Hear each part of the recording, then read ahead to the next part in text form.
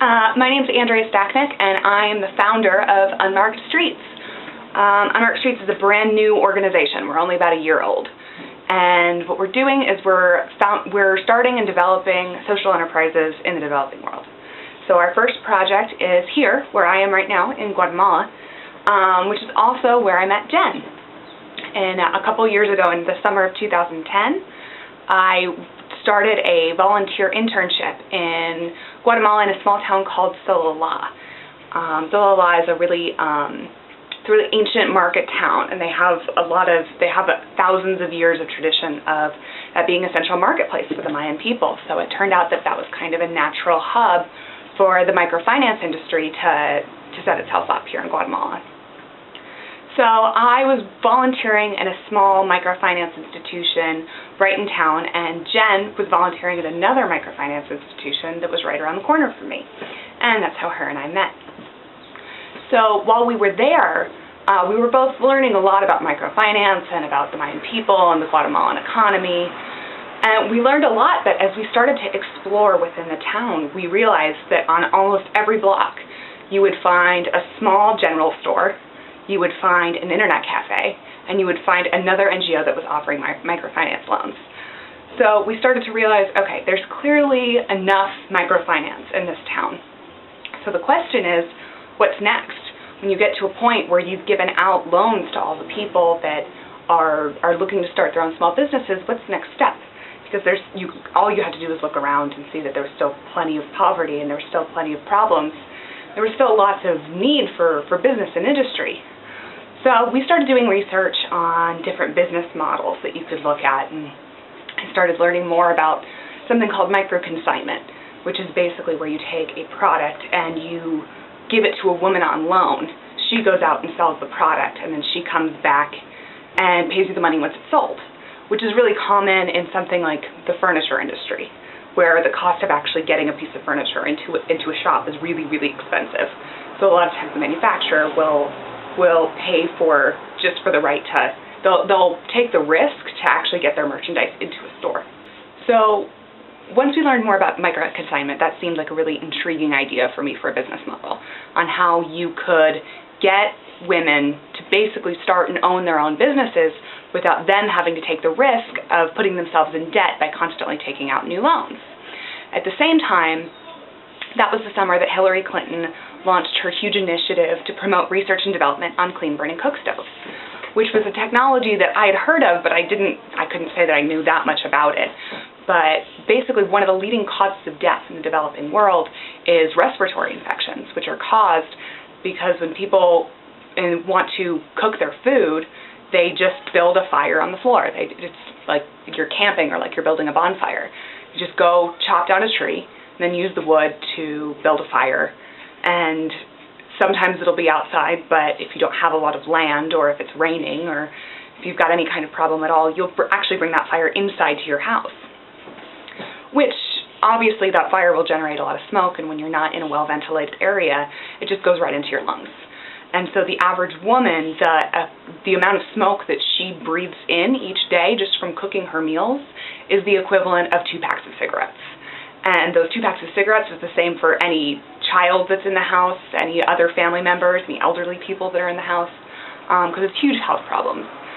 The other obvious implication is that people are going out and cutting down trees in order to build the fire. So we all know what the problems are with deforestation. We all know what cutting down trees does for air quality. But another implication in the developing world is that when you cut down trees, the roots of trees on a hillside actually function like glue, and they hold the land together, so that if you cut those trees down, when you have heavy rains, having those trees rooting the ground to the hill actually prevents landslides. So as soon as you cut those down, then you're more susceptible to causing a landslide, which knocks out the roads, ruins the infrastructure, tears down houses, tears down businesses, causes all kinds of awful problems. So I started looking at, what would it be possible to offer clean-burning cook stoves on consignment. So the first step is I wanted to see if there was any groups in Guatemala that were already doing it. that I could maybe join and volunteer. And what I found is that most of what's available in Guatemala is a model that costs about $100 to buy. And it's a large stove that's the size of, more or less the size of like a 4-burner stove, what you're used to seeing in a normal kitchen. So the problem with that is, first of all, $100 is a lot of money for a poor family. But secondly, if you have a big, heavy, enormous stove that you have to put inside of a house that's usually the size of a small bedroom, it's taking up a huge amount of space in your house. And on top of that, if for some reason your house gets knocked down, somebody comes and evicts you, somebody claims that you're squatting on their land, all of a sudden you have to leave your stove behind, your huge $100 investment, because you don't have any other options. So I really saw a market for a smaller, more temporary, portable stove. So the stove that we're going to offer, that Unmarked Streets is selling in Guatemala, it's only about that big. It weighs about 15 pounds, and you can use maybe 4 or 5 small pieces of firewood that are maybe that long, about that big around. And you can actually, with maybe 4 or 5 pieces of that size, you can actually boil a gallon of water in about 20 minutes. So it's really effective. It reduces the amount of wood, reduces the amount of smoke. It's portable. You could take it to a market. You could sell tortillas in a market if you wanted to. You could share it with your mom, with your brother, with your friends, with your neighbor, whoever you want. And it really offers a very multifaceted solution to a lot of different problems. It helps with public health. It helps with the environment. It helps with deforestation and infrastructure problems. But at the end of the day, we're also providing our team of saleswomen with work, with actual everyday work that they get paid for. And not only do they get a paycheck, but they also know that they're helping improve their own community. So that's Unmarked Streets in a nutshell. Now I think you have a good idea of who we are and what we're doing and why we're doing it. So now let's talk about what you can do to help. The first, make a donation. We're a really new, young organization. Anything helps. $10, $20, $50, $100. No matter what it is, it helps. We're really trying to get a group of small funders, people who feel passionately about social enterprise, to be our grassroots support for this organization. And every donation goes straight to buying stoves and paying commissions to women. The next thing you can do, like us on Facebook, follow us on Twitter, read our blog on Tumblr, and share all that with your friends. Let us know what you think. Comment on our blog. Comment on our page.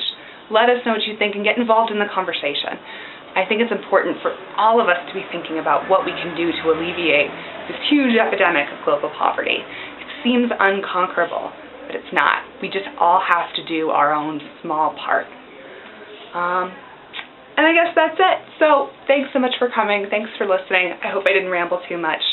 And yeah, I hope to see you guys on all of our social media sites.